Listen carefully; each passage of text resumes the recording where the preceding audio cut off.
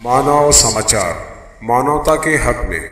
आपकी पूरी ज़िंदगी समाज के नीचे तबके से लेकर मज़दूर तबके से लेकर सरमायादार तबके तक उन्होंने अपनी खिदमत अंजाम दी। साथी निहाल अहमद साहब के पास अगर कोई आता था तो वो ये बोलते थे कि उसका कागज़ लाए हो क्या? उनका बोलने का स्टाइल था, तो बोलते थे कागज़ नहीं लाए, तो साहब एक जुमला बोलते थे, देखो ज़बानी चलता है अल्लाह के यहाँ, कागज़ दुनिया में कागज़ चलता है। तो उनके हमेशा से इस बात पर तवज्जो रहती थी कि लोगों के कागज़ात वो मज़बूत रहना चाहिए। जैसे आज लोग महसूस कर रहे हैं एनआरसी और सीएए के आने के बाद कि हमको हमारे डॉक्यूमेंट्स मज़बूत करना है। लेकिन उस ज़माने में साथी निहाल अहमद साहब के वर्कर सोशलिस्ट पार्टी से लेके जनता दल तक अगर किसी के यहाँ बच्चा हो जाता था, पैदा हो जाता था, तो वो कारपोरेटर और मेंबर जो काउंसलर रहते थे, वो जाकर नोटनी किया करते थे। यहाँ तक के राशन कार्ड का काम पूरे ज़ोर शोर से जनता दल ऑफिस से चला करता था निहाल साहब की निगरानी में। उसके बाद 65 साल की उम्र के लोगों का वजीफ़ा, बेवाओं का वजीफ़ा, ऐसे तमाम कागज़ात और वोटर लिस्ट में नाम को इंदराज करने का काम मुसलसल जनता दल ऑफिस में निहाल साहब की ज़िम्मेदारी ख़ास निगरानी पे चलता था। यहाँ तक कि साहब जगह-जगह शहर के मुख्तलिफ़ हिस्से में मीटिंग लेके लोगों को ये कहते थे कि तुम अपना नाम वोटर लिस्ट में लाओ। असल में मालेगाँव शहर ऐसा है जहाँ दूसरे शहरों से आकर लोग बसे हैं। चाहे वो यूपी हो, खानदेश हो, हैदराबाद हो या ये 2001 के फ़साद के बाद से गुजरात की भी बड़ी तादाद में लोग मालेगाँव में आए। तो साथी निहाल अहमद साहब का ये मकसद था कि उनको मालेगाँव की शहरियत और हिंदुस्तान की शहरियत कायम रहे, इसकी कोशिश वो उस वक़्त किया करते थे जब एनआरसी, सीएए का कोई नामो निशान नहीं था। जब बीजेपी सत्ता में आएँगे ये कोई सोच नहीं सकता था। तो हम ये मानते हैं कि साथी निहाल अहमद साहब इतने दूरअंदेश लीडर थे कि ये सारे हालात जो आज आ रहे हैं उनके इंतकाल के बाद, ये उसका अंदाज़ा साथी निहाल अहमद साहब पहले ही करके लोगों को कहते थे अपने कागज़ात, अपनी शहरियत को मज़बूत रखो।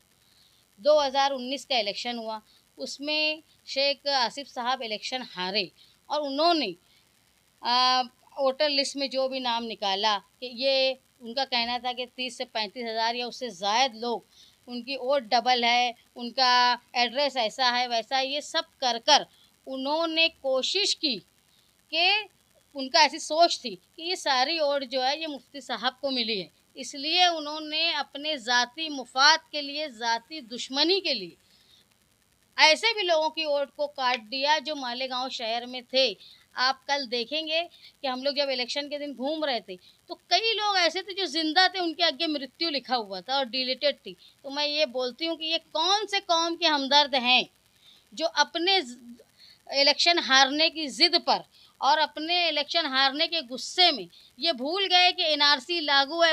2019 में हालात बदल चुके थे, एनआरसी की बात होने लगी थी, सीएए की बात होने लगी थी। फिर भी शेख आसिफ साहब ने इलेक्शन हारने के बाद अपना ज़ाती गुस्सा निकाला। वो ये भूल गए कि मेरे ये काम करने से जो लोगों की वोट मैं काट रहा हूँ, उनको तकलीफ़ आएगी, उनकी शहरियत ख़त्म कर रहा हूँ। ये अपने खुदगर्ज़ी में उन्होंने नज़रअंदाज किया कौम के दर्द को, कौम को मुश्किल में डाला इतने सारे लोगों को।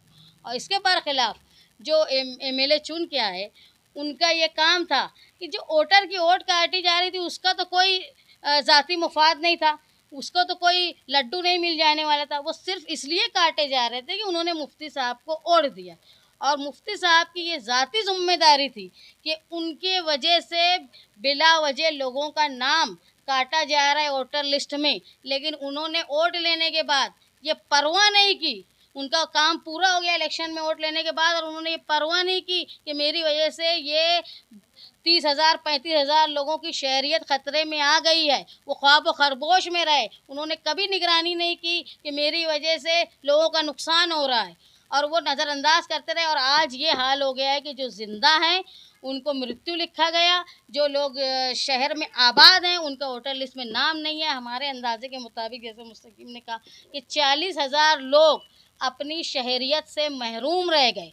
इनको महरूम करने में शेख आसिफ इलेक्शन हारने के बाद इनकी खुदगर्जी और मुफ्ती साहब की चुन के आने के बाद अपना मतलब निकल जाने के बाद उन्होंने अपने वोटरों को ऐसे ही छोड़ दिया, ये जानते हुए कि एनआरसी और सीएए की मुसीबत मुसलमानों पे हावी है। इसके बावजूद उन्होंने कोताही की या अपना मतलब निकल देने के बाद, जैसा कि हर किसी के साथ वो करते आए हैं कि अपना काम जब हो जाता है तो वो लोगों को नज़रअंदाज करते हैं। ये दोनों लीडरान आप लोग महसूस करो और सोचो कि ये अपने फ़ायदे और अपने नुकसान के लिए शहर के 40,000 लोगों की शहरियत को ख़तरे में डाल दिया। ये इतनी खुदगर्जी है, वो ये भूल गए कि चलो वो भले ही मुफ्ती साहब को वोट दे दिए हो, लेकिन है तो यार अपने कौम के लोग ना, इनको तकलीफ़ होगी, एनआरसी में इनको जवाबदेही बढ़ जाएगी, इनकी शहरियत ख़तरे में आ जाएगी। लेकिन इन्होंने अपने ज़ाती मुफाद के लिए उनका वोट कटवाया और मुफ्ती साहब की जैसा रिकॉर्ड रहा है कि वो हमेशा अपना मतलब पूरा होने के बाद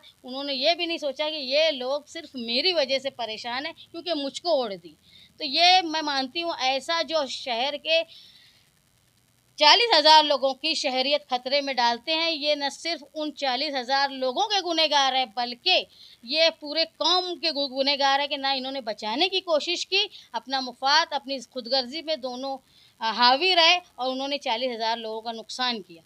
ये कहाँ जाने वाली थी, सेकुलर पार्टी के उम्मीदवार को मिलने वाली थी, ये दोनों ने नज़रअंदाज किया, काटने वाले ने भी और जो बेचारा वोट ले लिया और भूल गया कि हमको इनकी ज़िम्मेदारी थी, ये मेरी वजह से नुकसान में, ये दोनों लोगों की कोताही।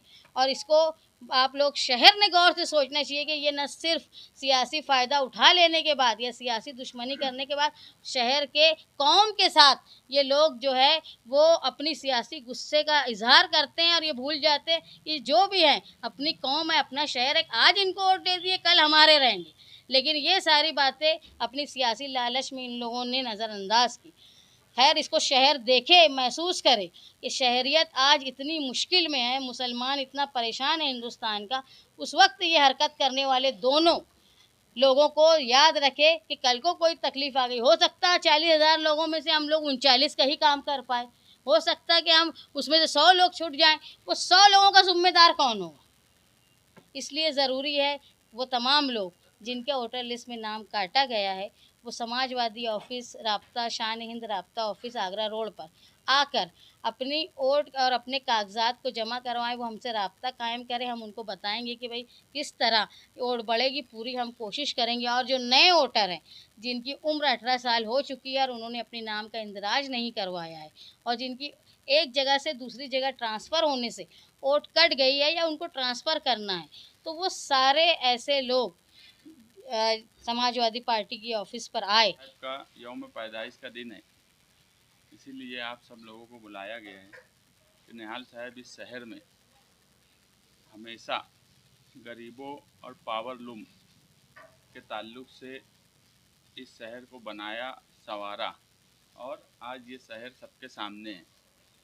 और इसी की कड़ी है कि अपने सियासी सफ़र में उन्होंने हमेशा सेकुलरिज़म का परचम उठा के रखा।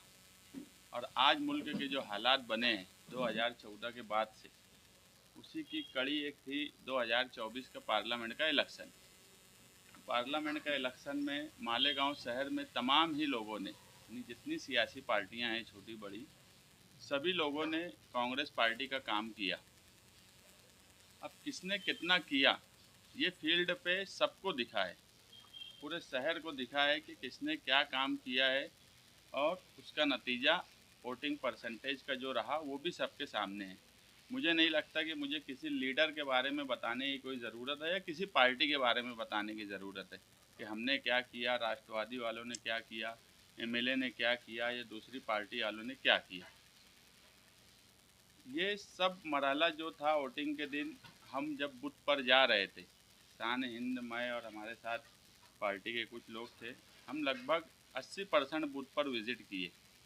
लोगों की सबसे ज़्यादा परेशानी जो वहाँ देखी गई कि बहुत से लोग आए, 2019 असम्बली की जो स्लिप थी वो लेकर अपनी ओर ढूंढते हुए हर बूथ पर हमको नज़र आए। हमारी खुद की समझ है कि अगर वोट कटी नहीं होती और ये परेशानी लोगों की नहीं होती तो परसेंटेज और बढ़ा होता, क्योंकि जब ऑफिशियल वोटिंग वाले दिन 63% आया तो हमने जो 17 सी फॉर्म पोलिंग एजेंट का जब हमने जमा किया, जो हम जितने पर हमने बैठाया था, तो उससे एक बात उसी वक्त वाज़ह हो गई थी कि परसेंटेज 63 नहीं है, उससे ज़्यादा है। और उस वक्त भी हमने कुछ मीडिया वालों के सामने ये बात रखी कि परसेंटेज जो है, हमारी खुद की समझ अभी भी यही है कि अगर 17C फॉर्म टोटल पार्टियों का ले लिया जाए जिन्होंने मालेगांव में काम किए थे, अब हर मालेगांव में बूथ वाइज काम अलग अलग यादी के हिसाब से दिया गया। बहुत ज़्यादा बूथ भी कुछ लोगों को दिए गए, हमको कोई बहुत ज़्यादा बूथ नहीं दिया गया, मगर उसके बाद भी हमने पूरे शहर में काम काज किए। हम जब वो देख रहे थे कि पोलिंग एजेंट का जो 17C फॉर्म आया, तो हमको उसी वक्त लग गया कि पोलिंग 70% के आसपास हुई है, और तभी यह एहसास हुआ कि अगर वोटिंग परसेंटेज और बढ़ा होता तो और प्लस पॉइंट होता। मगर मालेगांव शहर के लोग काबिल मुबारकबाद हैं कि इतनी बड़ी तादाद में पार्लियामेंट की वोटिंग करना, ये भी एक रिकॉर्ड है मालेगांव शहर में। और हम हमारी संविधान यात्रा से लेकर डोर टू डोर कैंपेनिंग से लेकर फतेह मैदान के जलसे तक हम एक ही बात बोलते थे कि पिछले तमाम ही पार्लियामेंट का इलेक्शन का जो परसेंटेज है उसका रिकॉर्ड इस बार टूट जाएगा, और मालेगांव शहर के लोगों ने वो करके दिखाया। अब बाकी जो है उम्मीदवार ने दूसरे हलके से कितनी वोट ली है इसकी मालूमात ली जा रही है, मगर एक बात जो कुल मिलाकर समझ रही है कि ये इलेक्शन एक तरफा, इलेक्शन शुरू होने से पहले जो लग रहा था कि धुलिया मालेगांव पार्लियामेंट एक तरफा बीजेपी का है, वैसे हालात बहरहाल नहीं बने। मुकाबला हुआ और कहीं ना कहीं ये बात आ रही है कि ये जीतेगा कि वो जीतेगा। 2019 में ऐसे हालात हमको उस वक्त नहीं दिखे थे। हमारा आज बुलाने का मेन मकसद था साहब की यौम पैदाइश के वक्त जो वोटर, क्योंकि अगर कोई भी इस शहर में किसी भी मामले में परेशान होता है तो सबसे पहले हमारी पार्टी वो मसला हल करने की तरफ जाती है। 2019 असम्बली का इलेक्शन हुआ, मुफ्ती इस्माइल साहब चुनकर आए, आसिफ शेख साहब हारे। उसके बाद उन्होंने डबल वोट कट करने के ताल्लुक से जो भी कार्रवाई की, उनकी ज़बानी थी प्रांत ऑफिस के बाहर के लगभग 35,000 वोट काटी गई। हमारी मालूमात में 40,000 वोट काटी गई। उसमें बहुत से मामलात ऐसे सामने आए कि डबल वोट के साथ सिंगल लोगों की भी वोटें कट गई। लेकिन जिन लोगों की वोट कटी और जो उस वक्त एमएलए बने, जो आज भी एमएलए हैं, उन्होंने उनके ताल्लुक से कोई कोशिश नहीं की कि उनकी वोट बच जाए। अगर कोई सियासी दुश्मनी में कर रहा है और तुम आज पावर में हो तो उसको कहीं ना कहीं तुम्हारा काम है कि अपने लोगों को संभालना। मगर हम मुसलसल देख रहे हैं 5 साल से जो लोग भी मुफ्ती साहब के साथ में रहे, उनकी लिए पूरी दिल और जान से काम किया, वो सियासी पार्टी के वर्कर हों, वोटर हों या गली महल्ले के सोशल वर्कर हों, सभी लोगों को छोड़ दिया गया। कहीं पर किसी के ताल्लुक से अगर कोई परेशानी है, सियासी, समाजी, राशन कार्ड की, वोटर लिस्ट की या किसी भी तरह की, सिर्फ रिकॉर्ड के लिए अगर कोई सियासी पार्टी कुछ करती है तो रिकॉर्ड के लिए मुझे अच्छी से ख्याल है कि एक मर्तबा कुछ 150 कार्ड, पीले कार्ड बांट कर उसकी ऐसी पब्लिसिटी यूट्यूब और अखबारात में दी गई कि जैसे बहुत बड़ा काम काज किया गया, जबकि वो हैंडीकेप और ये एक शासन का वो निर्णय था। मैं बोला कि इस शहर में जब पीला कार्ड आया देवी गौड़ा सरकार के वक्त, जब निहाल साहब यहाँ के एमएलए थे, उस वक्त लोग ये बोला करते थे कि जो 37% बिलो पॉवर्टी लाइन जो है वो हर शहर में 37% थी। ये मालेगांव शहर वाहिद था जहाँ लगभग 44 से 45% लोगों का पीला कार्ड बना दिया गया। तो हम जो बोलते हैं कि दबदबा इसलिए बोलते हैं कि 37% ही अगर होता तो ये तो गवर्नमेंट की गाइडलाइन थी, वो तो कोई भी कर सकता था, मगर उसको अपने शहर के लिए यहाँ ज़्यादा गरीब है इसलिए गवर्नमेंट की गाइडलाइन से हटकर अगर 45% उस वक्त कार्ड बनाकर दिए गए तो ये है लीडर का सही मायनों में दबदबा। और यही दबदबा इस शहर में हम लाना चाहते हैं कि कोई काम काज अगर किसी की ओट कट रही थी उनकी दुश्मनी में कोई अगर काट रहा था तो काटने वाला भी शहर के लिए दुश्मन था और कटवाने वाला भी शहर के लिए दुश्मन था, जिसने उनको संभाला नहीं। आज फिरका परस्ती का ये हाल है कि आज अगर मैं ये बोलूँ कि यार मुसलमानों की ये 100 वोट काट दी जाए, तो मुझे नहीं लगता कि मुझे बहुत कोशिश करना पड़ेगा। आज पूरा डिपार्टमेंट फिरका परस्ती में डूबा हुआ है। ऊपर की लीडरशिप भी कहीं ना कहीं मदद कर दी होंगी वोट कटवाने में, कि अगर कोई वहीं का आदमी बोल रहा है कि ये वोट बोगस है और ये वोट सही नहीं है, तो इतनी बड़ी तादाद में किसी के बोलने से वोट कटती नहीं। हम लोग भी यादी पे काम काज करते हैं, अक्सर ये होता है कि वोट अगर इधर से उधर हुई है ट्रांसफ़र करने में या वोट मैयत की कटवाने में बड़ा मुश्किल मरहला है, ये जल्दी होता नहीं है। मगर इस मर्तबा इतनी बड़ी तादाद में कटने की वजह कहीं ना कहीं फिरका परस्ती की सरपरस्ती थी वोट कटवाने में, हम ये बात मानते हैं। अब जो हो गया वो हो गया, लेकिन शहर इसको भूले नहीं कि किसने क्या किया है। इलेक्शन में किसने फील्ड पे क्या काम किया, वोट कटने में किसका रूल था, वोट ना बचाने में किसका रूल था।